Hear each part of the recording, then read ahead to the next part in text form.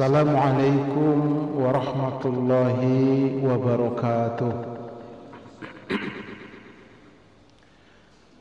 Alhamdulillahi hamdan tayyiban mubarakan fih kama yuhibbu rabbuna wa yardah. Ashhadu an la ilaha illallah wahdahu la syarika lah wa ashhadu anna Muhammadan abduhu wa rasuluhu la nabiyya ba'dah. Amma ba'du, qala Allah subhanahu wa ta'ala fi muhkami tanzilih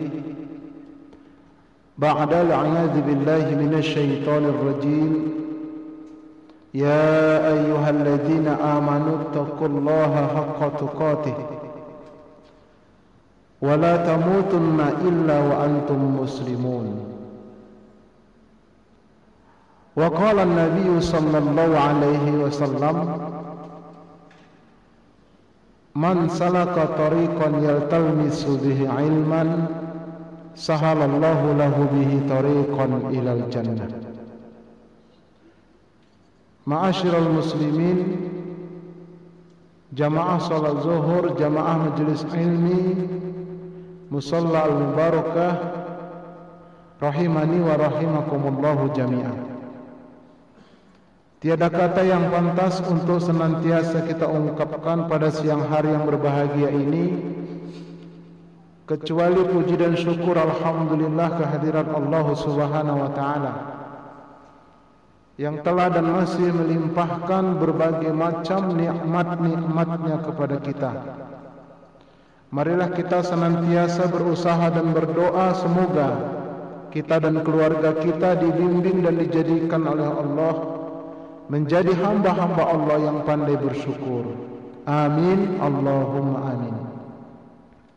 Salawat dan salam semoga senantiasa Allah sampaikan keharibaan uswatun hasanah kita, Nabi kita Muhammad sallallahu alaihi wasallam. Pada kesempatan kajian kita siang hari yang berbahagia ini, tema yang akan saya ketengahkan adalah 10 rahasia di balik waktu subuh dan salat subuh secara berjamaah. Salah satu dari sekian banyak nikmat yang dianugerahkan Allah kepada kita adalah nikmat waktu atau kesempatan. Banyak sekali waktu-waktu dan kesempatan yang diberikan Allah kepada kita, teramat banyak. Untuk itulah Rasulullah sallallahu alaihi wasallam kaitannya dengan waktu ini beliau mengingatkan kepada kita. Di dalam sebuah hadis yang diriwayatkan oleh Imam Al-Hakim, sanadnya adalah sahih. Rasulullah sallallahu alaihi wasallam bersabda, "Igtanim khamsan qabla khamsin." Gunakanlah 5 waktu sebelum datang 5 waktu lainnya sebagai lawannya. Syababaka qabla haramika. Waktu mudamu gunakan sebelum datang saat tuamu. Wasihataka qabla saqamika. Waktu sihatmu pergunakan sebelum datang saat sakitmu. Wa ghinaka qabla fakrika.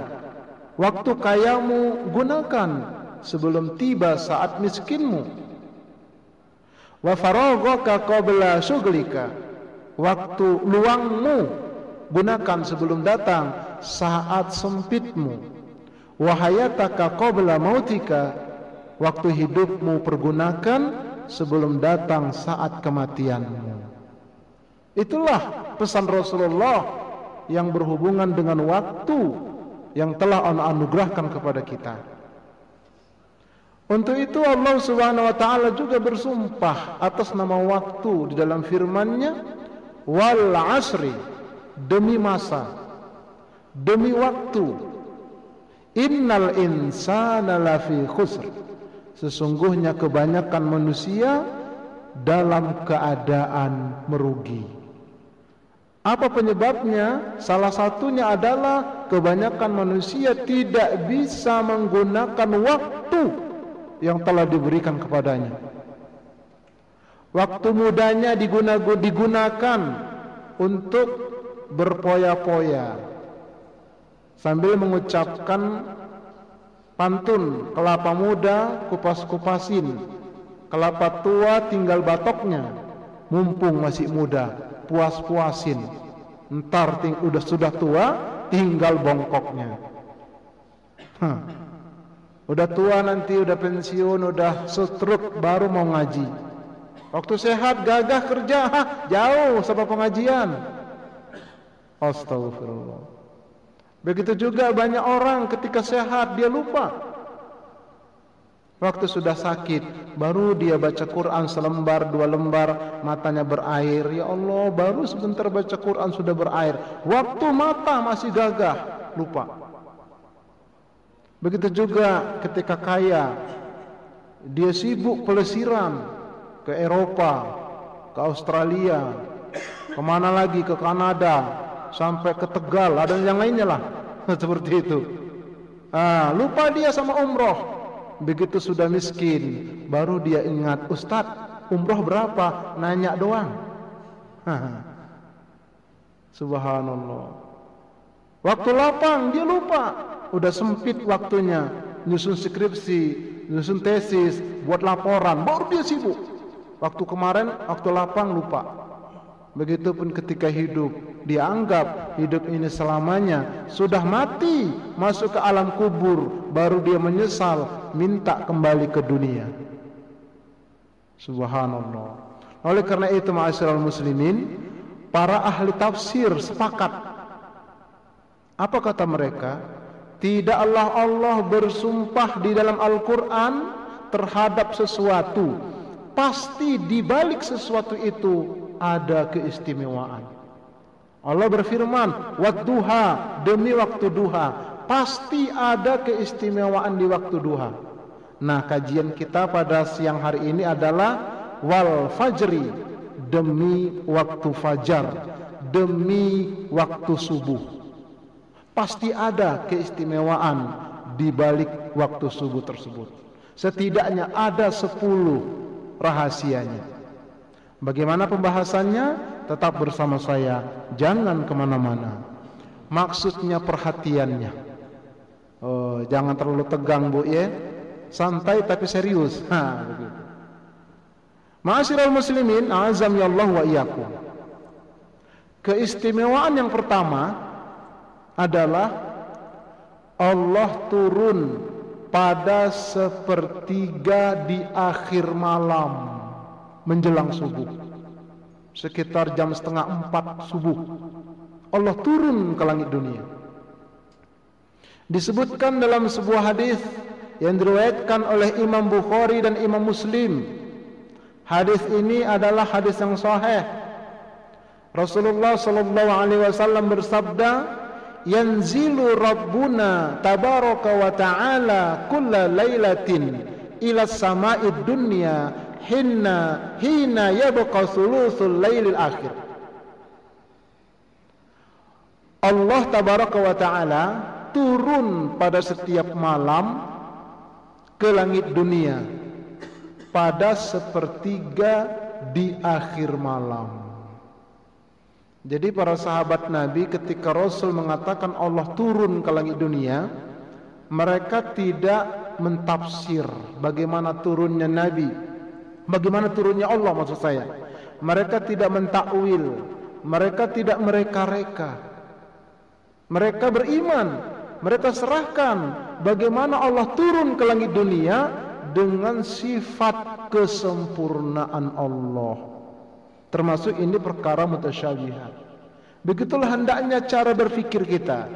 Begitulah hendaknya cara berkeyakinan kita. Jangan ditakwil-takwil, jangan dipikir-pikir. Bagaimana ya turunnya Allah? Apakah seperti turun dari pohon kelapa ke bawah, atau dari lantai 15 naik lift ke lantai dasar? Tidak. Tidak boleh dibayangkan seperti itu. Serahkan kepada Allah dengan sifat kesempurnaannya. Nah, Nabi mengatakan Allah turun ke langit dunia pada sepertiga di akhir malam. Lalu Allah berfirman, yaqul, Allah berfirman, man yad'uni fa astajiba lahu. Barang siapa yang berdoa kepadaku pada sepertiga akhir malam itu, aku akan kabulkan doa-doanya. Subhanallah. Man yas'aluni fa'u'tiyahu. Barang siapa meminta kepadaku, pasti aku berikan. Misalnya ada seorang pemuda liku-liku, laki-laki tak laku-laku, mintalah di situ. Insya Allah dikasih. Nah, begitu juga suami istri sudah lama belum punya anak, mintalah di situ. Allah akan berikan. Man yastaghfiruli fa'aghfirulahu. Dan siapa yang meminta ampun kepadaku, pasti aku akan ampunkan. Dahsyat. Oleh karena itu pasang alarm 3:30, bangun kita, ya, masih sempat sholat tahajud kita 11 rakaat, dilanjutkan qabliyah subuh dan sholat subuh. Pasang alarm. Tapi kadang-kadang begitu hidup alarm, berisik, dimatiin. Atau kadang-kadang alarmnya jadi musik buat dia. Kenapa? Suaranya suara lagu. Jadi musik, jadi enak, kayak mimpi-mimpi katanya. Ini ma'asyiral muslimin. Jadi pasang alarm, tanamkan niat, insya Allah. Kenapa? Allah turun ke langit dunia. Ini termasuk waktu-waktu yang mustajabah. Kemudian yang kedua, keutamaan waktu subuh dan sholat subuh. 2 rakaat sebelum subuh lebih baik dari dunia beserta isinya. Disebutkan dalam sebuah hadis yang diriwayatkan oleh Imam Ahmad dan Imam At-Tirmizi. Hadis ini adalah hadis yang sahih. Rasulullah sallallahu alaihi wasallam bersabda, "Raka'atal fajri khairum minad dunya wa ma fiha." 2 rakaat sebelum subuh lebih baik daripada dunia ini beserta isinya. Hanya 2 rakaat. Coba kita lihat, ada apa di dunia? Ada presiden-presiden, ada raja-raja, ada direktur utama yang uangnya banyak, nggak punya nomor seri. Laku apa enggak itu? Mobilnya, ada mobil mewah-mewah di muka bumi, ada pesawat canggih-canggih. Saking canggihnya sampai sekarang belum ketemu. Kemudian ada mata uang, ada emas, ada berlian. Banyak sekali kekayaan di muka bumi ini. Tapi kata Nabi, dibandingkan hanya 2 rakaat sebelum subuh, tidak ada apa-apanya semua itu. Ini tergantung iman. Yakin gak kita? 2 rakaat sebelum subuh, qabliyah subuh, salat sunnah. Dahsyat. Sedang apa saya barusan? Sedang mencari sesuatu yang hilang. Mungkin Bapak Ibu pernah kehilangan. Pernah ya? Bagaimana perasaan Bapak dan Ibu dan apa yang dilakukan ketika itu? Ketika itu merasa kecewa, merasa kehilangan. Lalu Bapak berusaha mencari. Yang hilang hanya 50.000, tapi semua karpet di rumah dibongkar. Semua lemari yang ada pintunya dibuka. Bahkan nanya sama orang setengah nuduh, kamu ngambil uang saya ya? Hanya 50.000. Belum lagi kalau hilang motor, hilang mobil, kedukun. Luar biasa. Baru kehilangan seperti itu. Pernahkah kita ketika terlambat sholat sunnah qabliyah subuh merasa kehilangan? Aku sudah kehilangan hari ini langit bumi sama isinya gara-gara aku terlambat sebelum subuh. Pernahkah? Inilah pertanyaan buat kita. Kadang-kadang kita kesiangan sambil tertawa. Kesiangan 5:30. Astagfirullah. Udah kesiangan ketawa lagi. Terlalu kita ini. Terlalu. Kalau kita buka lembaran sejarah, ya, sejarah sirah para sahabat-sahabat Rasulullah sallallahu alaihi wasallam, di antaranya itu sahabat Nabi yang bernama Ibnu Umar. Beliau ini sangat rutin, ya, tidak mau ketinggalan apabila ada orang yang meninggal, lalu beliau ikut mensalatkan jenazah. Karena kata Rasulullah, kalau kita ikut sholat jenazah akan mendapatkan pahala 1 qirot. 1 qirot itu artinya sebesar Gunung Uhud. Gunung Uhud itu panjangnya 3 km lebih kurang. 3 km kayak Bukit Barisan, tingginya 100 lebih. Sekali ikut sholat sunnah, sholat jenazah, maka mendapatkan pahala 1 qirot. Kemudian Abu Hurairah menyampaikan sebuah hadis lain kepada Ibnu Umar. Apabila ikut menguburkan mayit akan mendapatkan 1 qirot lagi. Ibnu Umar nggak pernah ikut dia menguburkan mayit karena dia belum pernah dengar hadis. Apa komentar dia? Abu Hurairah terlalu berlebihan dalam meriwayatkan hadis. Lalu Ibnu Umar ini ragu dia tanya kepada Siti Aisyah, apa benar wahai Ummul Mukminin yang dikatakan oleh Abu Hurairah bahwa kalau ikut mengantarkan mayit ke kuburan mendapatkan 1 qirot? Kata Aisyah, benar.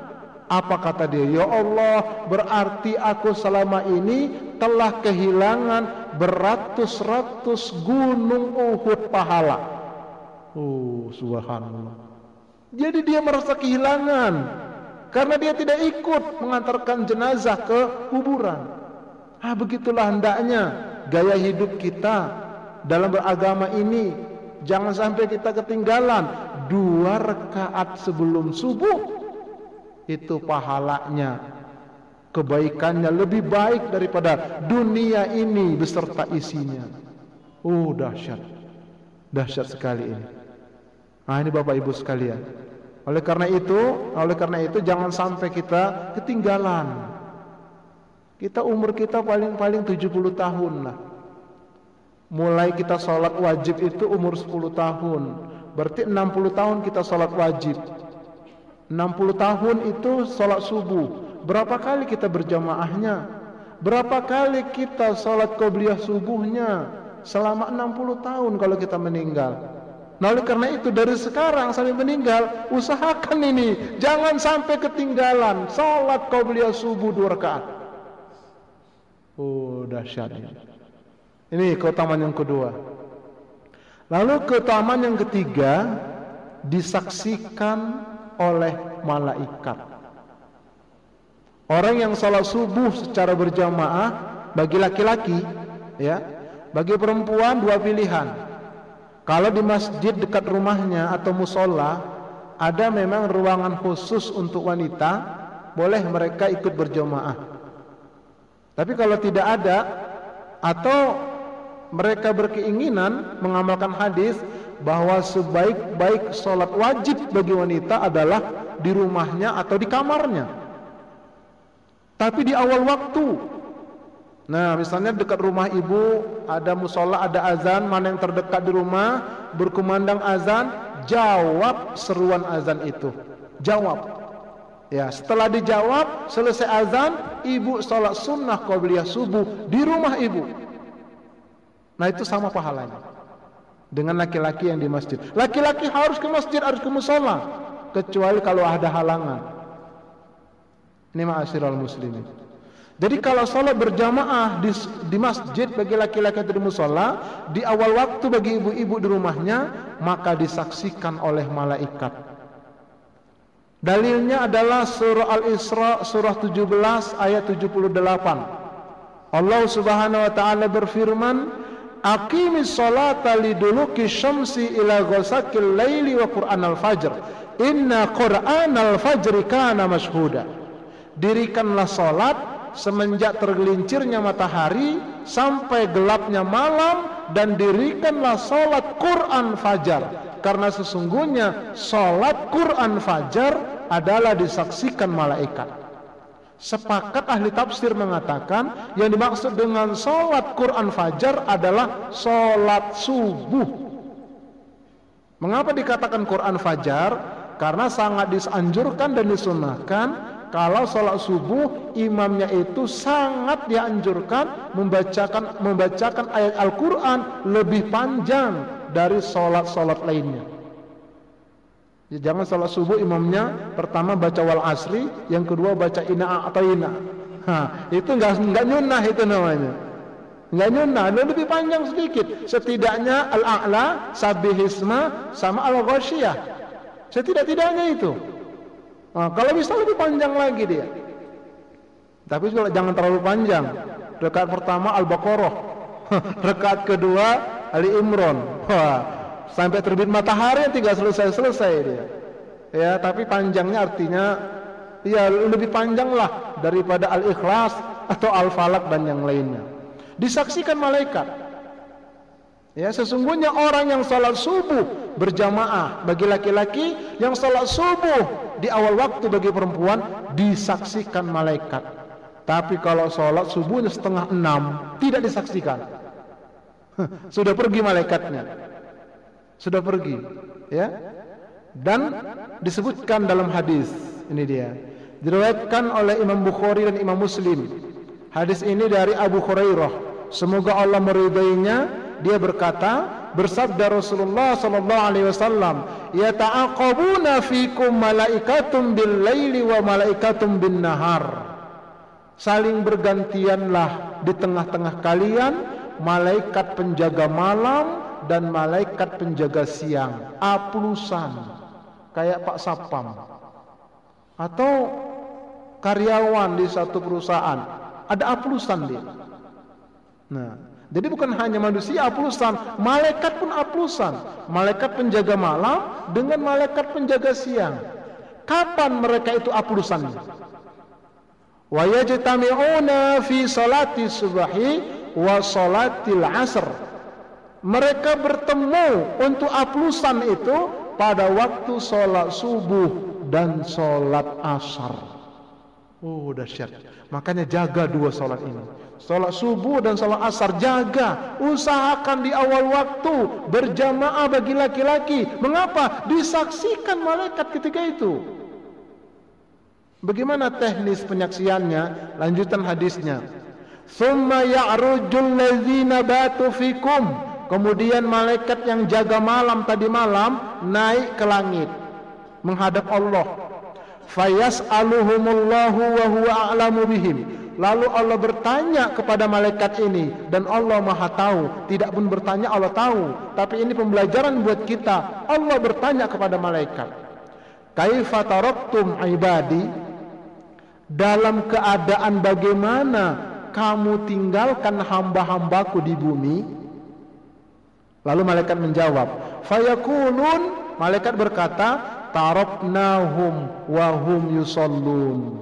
Kami tinggalkan mereka dan mereka sedang sholat subuh. Oh, dahsyat. Sedang sholat subuh berjamaah. Makanya 5:30 udah lewat.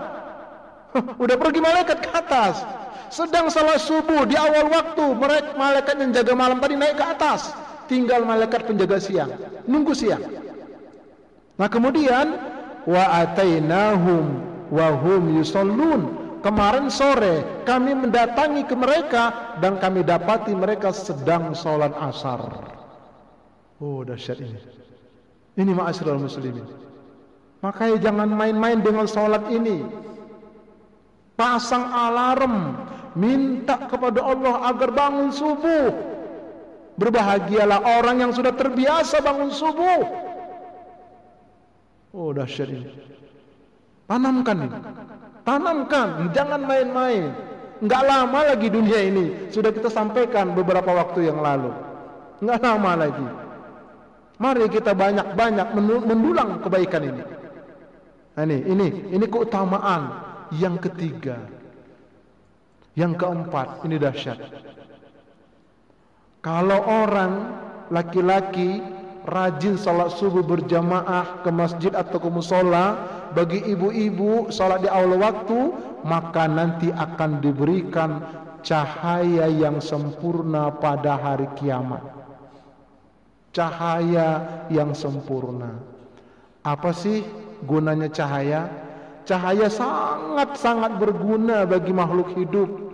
Sangat berguna cahaya ini cahaya yang sangat berguna. Di dunia ini, misalnya tengah malam mati listrik, stuck, mati listrik, total semua. Apa yang Bapak Ibu lakukan? Pertama, segera mencari HP. Di mana tadi HP? Makanya jangan jauh-jauh ditaruh HP. Kepegang HP, udah hidupkan HP, stop, hidup. Terus langkah kedua kemana? ke kulkas. Bukan mau minum, bukan Pak. Di atas kulkas biasanya ada lilin. Nah itu ya, taruh di atas kulkas lilin Bu. Biar jangan bingung nanti. Dapat lilin. Nah, hidupkan lagi HP. Kemana? Ke kompor gas. Bukan mau bikin masak macam-macam, bukan. Hidupkan kompor, pasang lilinnya. Matikan, baru kerak piring. Ambil piring kecil, taruh di atas. Taruh, terang. Penting cahaya. Sangat penting. Apalagi di alam kubur. Oh, gelap. Kalau nggak percaya silakan jalan-jalan ke Kolber tengah malam. Gelap. Makanya ulama-ulama dulu itu dalam rangka mereka mengingatkan diri mereka, rumah mereka itu kan dulu lantai tanah kebanyakan, di samping tempat tidurnya sengaja mereka buat kuburan sendiri. Jadi ketika mereka malas ibadah, mereka masuk ke kuburan, mereka tutup pakai yang lahat, mereka coba tidur, gelap. Mereka bangun lagi, ibadah lagi. Seperti itu. Terapi kepada dirinya sendiri. Apalagi di akhirat, gelap. Nah, mari kita lihat kegelapan di akhirat. Anna Thauban maula Rasulullah sallallahu alaihi wasallam adalah Thauban, pembantunya Rasulullah sallallahu alaihi wasallam. Dia berkata, kata dia begini, faqala al-yahudi, ada seorang Yahudi datang kepada Nabi. Yahudi ini melontarkan sebuah pertanyaan. Pertanyaan ini tujuannya untuk memojokkan Rasul. Apa pertanyaannya? Ya Muhammad, aina yakunun nasu yauma tubaddalul ardu ghairul ardi was samawat? Wahai Muhammad, di manakah manusia ketika nanti bumi diganti dengan bumi yang lain, ketika nanti langit diganti dengan langit yang lain? Artinya apa? Langit bumi sudah hancur, ditempatkan di tempat yang lain. Di mana nanti manusia ketika itu? Oh, ini pertanyaan setengah ngeledek lah, katakan demikian. Tapi Rasulullah tidak berkata berdasarkan hawa nafsunya. Atas bimbingan wahyu Allah Subhanahu wa taala, Rasulullah sallallahu alaihi wasallam bersabda, apa kata Rasulullah? Hum fi zulumati dunal jisr. Mereka berada di kegelapan menjelang naik di atas jisr, di atas jembatan, di atas sirat. Gelap. Nah, makanya kita lihat keadaan jembatan Shiratal Mustaqim itu sifatnya pertama gelap. Gelap sekali. Itu yang pertama. Yang kedua, keadaan sirat ini, jembatan itu, thumma yu'ta bil jisr, lalu didatangkanlah jembatan sirat itu. Sudah jadi jembatannya di bawah. Ada pengangkatnya begitu, walau alam caranya bagaimana.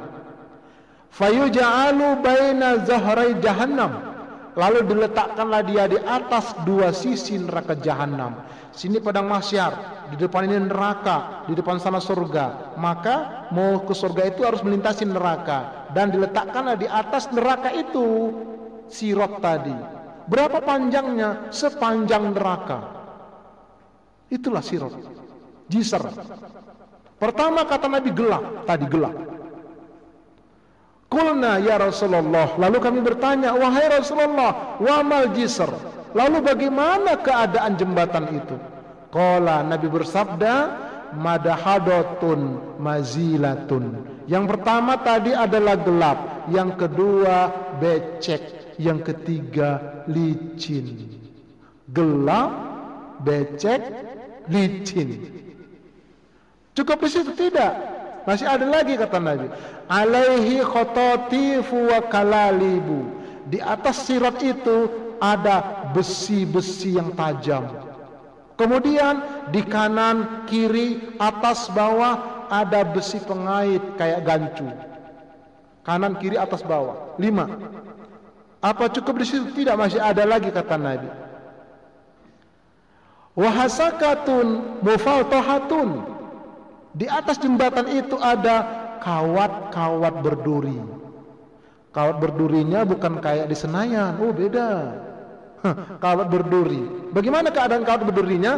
Laha syaukatun uqaifaun. Di ujung-ujung kawat berduri itu ada kayak kail yang tajam-tajam. Oh, dahsyat.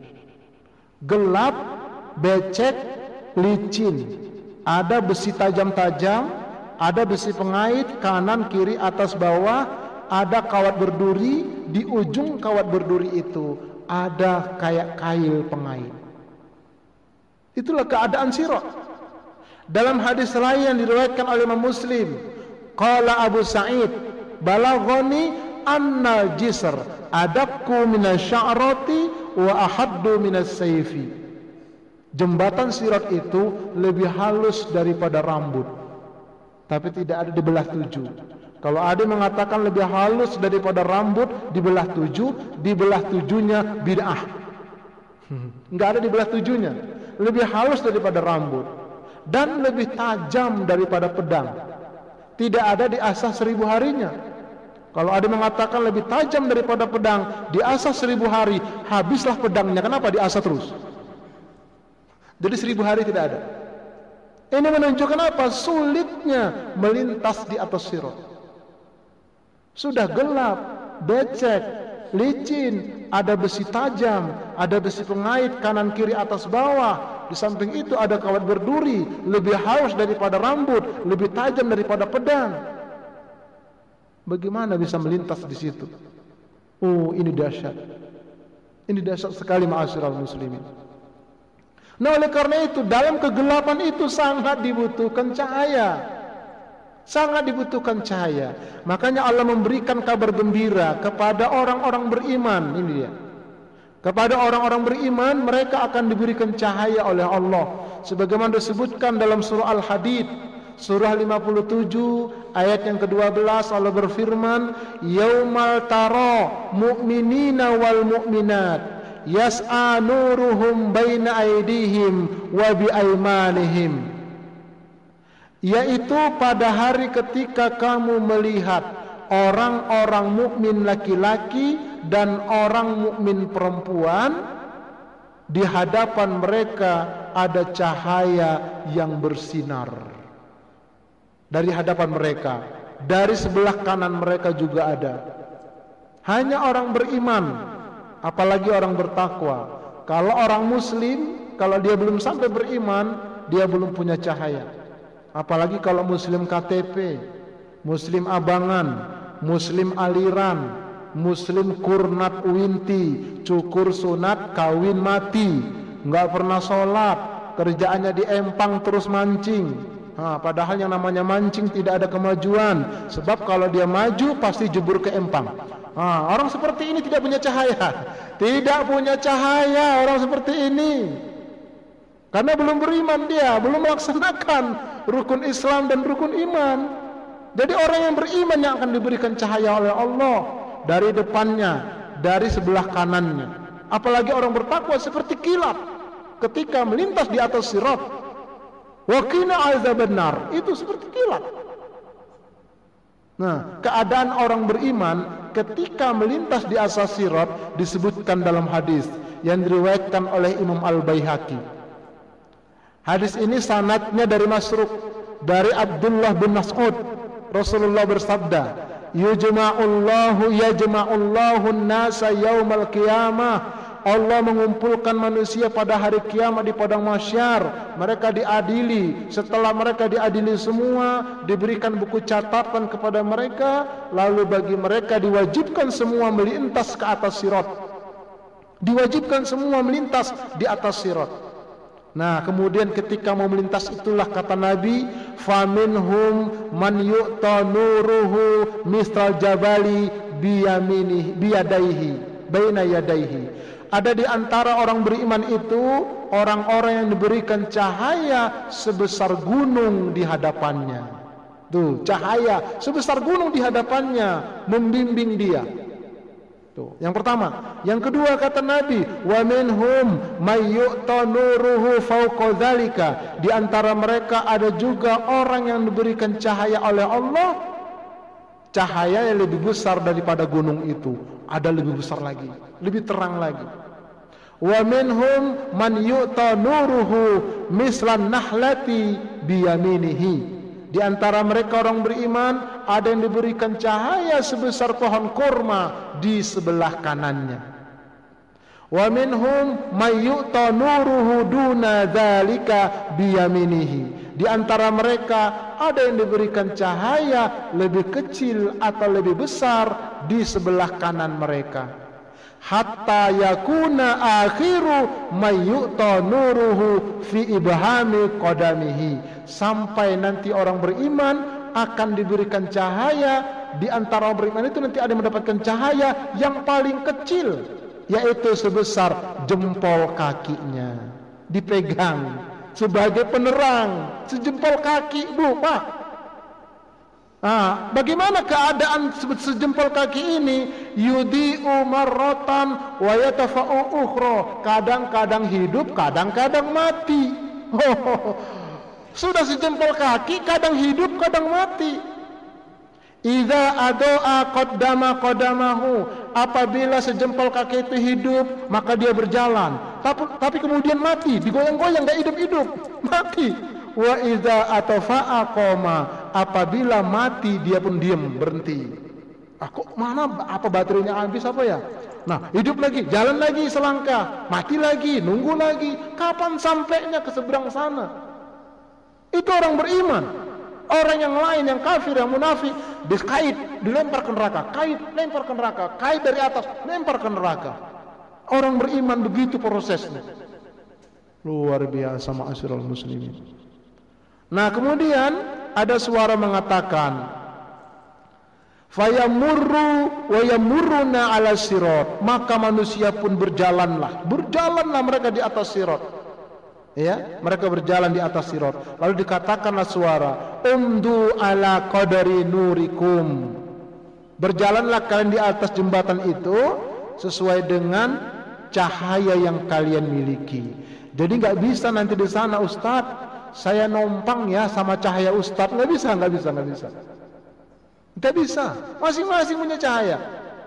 Ini ketika saya pulang ke Medan kemarin. Dari kota kecamatan ke rumah saya itu kurang lebih 5 km.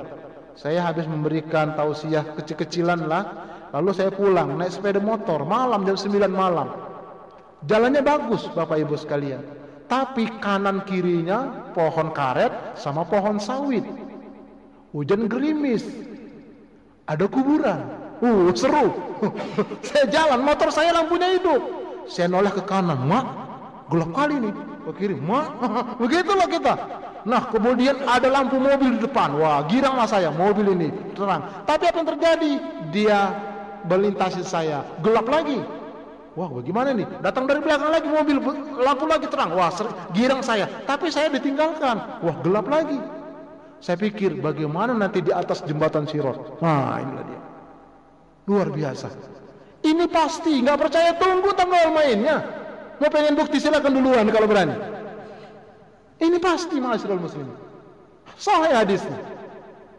Nah, kemudian kata Nabi, faminhum man yamurru ka inqidadil kawakibi. Ada orang yang melintas di atas sirat itu seperti kilatan bintang. Cepat dia. Tergantung nurnya, tergantung cahayanya, tergantung amalnya. Wa minhum man yamurru karihi. Ada orang yang melintas seperti tiupan angin. Wa minhum man yamurru katarfi. Ada orang yang melintas seperti kedipan mata. Ada orang yang melintas seperti seorang yang lari kencang. Ada orang yang melintas seperti kendaraan lainnya.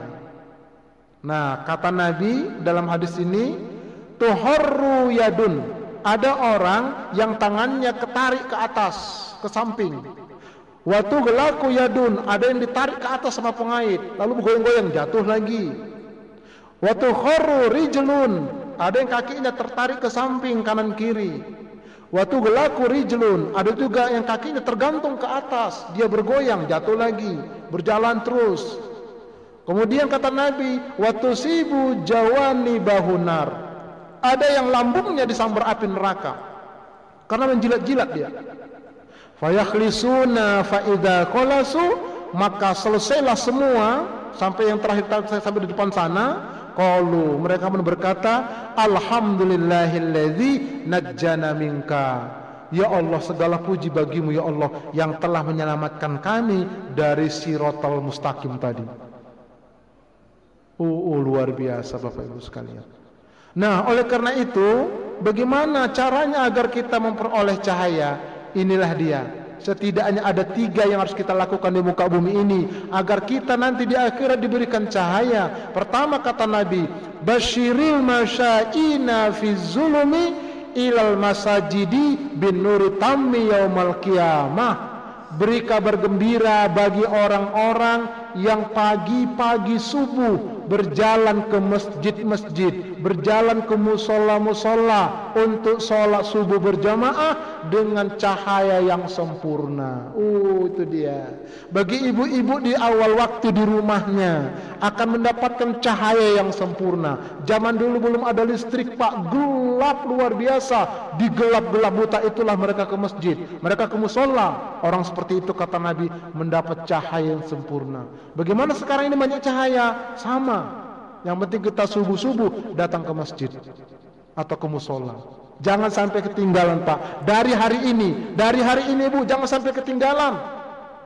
Mari kita tegakkan sholat subuh di awal waktu berjamaah bagi laki-laki, bagi ibu-ibu di rumah atau di kamarnya. Yang kedua, agar kita mempunyai cahaya di akhirat. Dalam sebuah hadis yang diriwayatkan oleh Imam Ad-Darimi, oleh Imam An-Nasa'i dan oleh Al-Hakim, Rasulullah bersabda, "Man qara'a suratal kahfi lailatal jum'ati adu'a lahu minan nur fima bainahu wa bainal baitil atiq."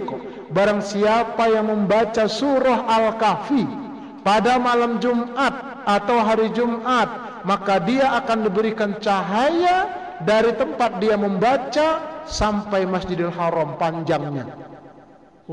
Makanya malam Jumat yang sahih adalah baca surah Al-Kahfi. Ini malam apa nanti malam? Malam Jumat, nanti malam. Nanti malam baca, habis maghrib baca. Kalau belum selesai, lanjutkan habis Isya. Belum selesai, lanjutkan habis subuh. Belum selesai, lanjutkan sebelum khotib turun dari mimbar. 110 ayat. Maaf, bukan surah Yasin, surah Al-Kahfi. Ini yang sahih hadisnya. Karena kita akan diberikan cahaya dari tempat kita membaca. Dari Jakarta, kalau dipasangkan lampu tembak, lampu itu cahaya sampai ke Masjidil Haram. Itu sekali baca malam Jumat. Malam Jumat depan baca lagi, sambung lagi cahayanya. Malam Jumat lagi baca lagi, sambung lagi, sampai kita mati. Pantas kalau dia mendapatkan cahaya yang terang. Nih, baca, ayo nanti malam. Maghrib, habis maghrib baca. Ini Bapak Ibu sekalian. Dahsyat.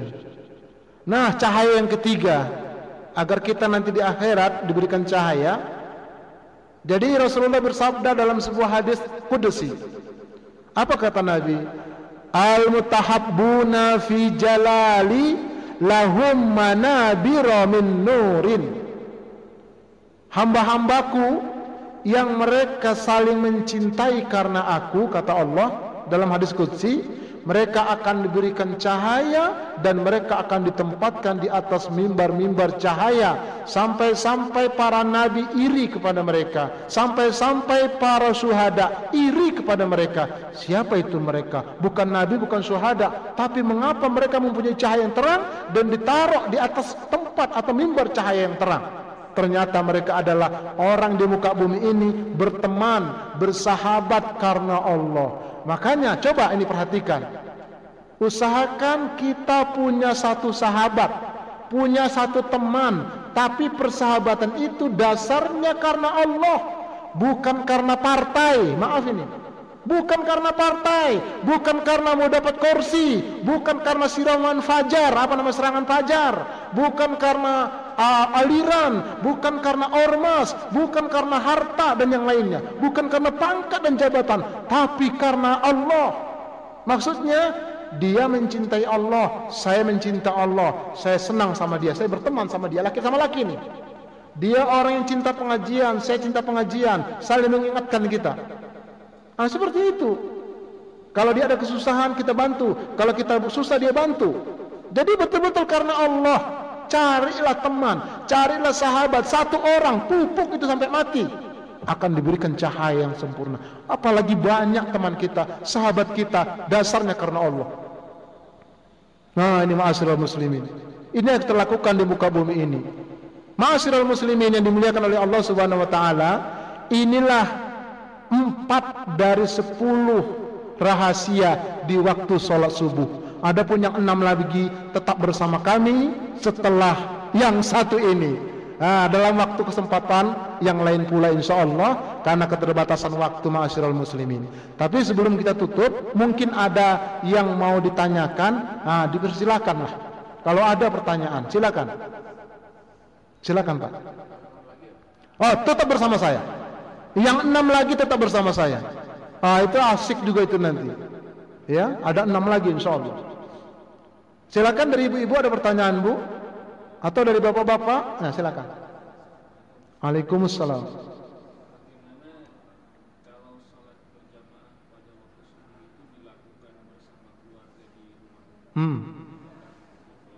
Oh ya, bagaimana kalau sholat berjamaah subuh itu dilakukan dengan keluarga di rumah dan suaminya sebagai imam? Nah itu lihat kondisinya. Pertama, kalau kondisi hujan sangat lebat sehingga tidak bisa keluar rumah, boleh, sama dapat pahala. Atau misalnya suaminya memang sangat berat untuk melakukan perjalanan, sakit dan yang lainnya, sehingga di rumah dia sholatnya duduk memimpin keluarga, itu diperbolehkan. Tapi kalau tidak ada alasan seperti itu, dia sehat, tidak ada halangan macam-macam, tidak boleh. Laki-laki itu sebagian ulama mengatakan wajib berjamaah. Sebagian ulama mengatakan, karena banyak hadis-hadis yang mengarahkan ke sana. Di antaranya diancam oleh Rasulullah, laki-laki yang tidak ada halangan, tidak salat berjamaah, disuruh oleh Rasulullah dibakar rumahnya. Untung tidak ada yang dibakar di zaman Nabi. Andai kata ada yang dibakar di zaman Nabi, betapa banyak sekarang rumah orang Islam terbakar. Karena kebanyakan sekarang orang Islam laki-laki tidak berjamaah subuhnya di masjid atau di musola. Makanya musuh-musuh Islam bilang, kami tidak takut sama orang Islam sebelum orang Islam sholat subuhnya seperti sholat Jumat banyaknya. Kenapa? Kan termasuk nanti orang yang berat sholat subuh ke musola atau ke masjid, itu berarti ada penyakit munafik dalam hatinya. Nah, jadi tidak boleh Pak, tanpa halangan tidak boleh. Wajib harus ke masjid atau ke musola. Laki-laki di rumah, perempuan di rumahnya dan di kamarnya. Wallahu a'lam. Ada satu lagi terakhir, ya silakan. Tadi kan pahala sholat sunnah 2 rakaat sebelum sholat subuh tadi luar biasa. Nah, pahalanya sholat subuh sendiri bagaimana? Apakah dilebihi oleh sholat sunnah sebelumnya? Oh iya. Dahsyat ini. Jadi kalau kita meyakini ya sebuah hadis yang dicatatkan oleh Rasulullah, sholat sunnah itu ya dibandingkan dengan sholat wajib, dari segi pahala saja sholat sunnah sudah sedemikian besar ganjarannya atau janji yang akan diberikan oleh Allah. Apalagi sholat wajibnya, apalagi sholat subuhnya. Bayangkan disaksikan malaikat. Malaikat itu bukan saksi palsu. Malaikat itu tidak butuh bayaran. Siapa lagi yang menjadi saksi yang bisa kita percayai atau yang bisa dijamin kejujurannya kecuali malaikat? Dan itu disaksikan malaikat, diceritakan kepada Allah. Pasti jauh lebih besar daripada salat sunnah sebelum subuh. Ini luar biasa. Tapi yang saya katakan, ini semua nanti akan kita rasakan, ya akan kita rasakan secara konkret dari alam kubur sampai alam akhirat. Di dunia ini pun memang sudah kita rasakan, tapi kadang-kadang manusia tidak sadar, ya. Tapi nanti di akhirat terutama barulah mereka menyesal. Qaddamtu li hayati, wahai Allah, kalau seandainya aku dulu mempersiapkan untuk hidupku sekarang ini di akhirat dengan ibadah-ibadah seperti ini, andai kata aku bisa kembali lagi ke dunia, itu penyesalan mereka di akhirat. Nah ini ma'asyiral muslimin. Nah jadi oleh karena itu yakini ini, ya lebih besar tentunya salat subuh itu dibanding dengan salat sebelum subuh.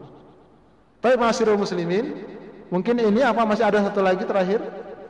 Cukup ya, karena waktu dan kita ada kewajiban lain. Semoga apa yang saya sampaikan ini bermanfaat untuk kita dan untuk keluarga kita, dan menambah semangat motivasi buat kita untuk tetap kita melakukan salat tahajud, salat qobliyah subuh, dan salat subuh secara berjamaah di awal waktu. Amin ya rabbal alamin. Kita tutup dengan doa kafaratul majlis. Subhanakallahumma wa bihamdika asyhadu an la ilaha illa anta astaghfiruka wa atubu ilaik. Kurang lebih mohon maaf. Assalamualaikum warahmatullahi wabarakatuh. Astaghfirullah Rabbal baraya Astaghfirullah minal khadaya Rabbi zidni ilman nafi'an wa wafiqni amalan salihan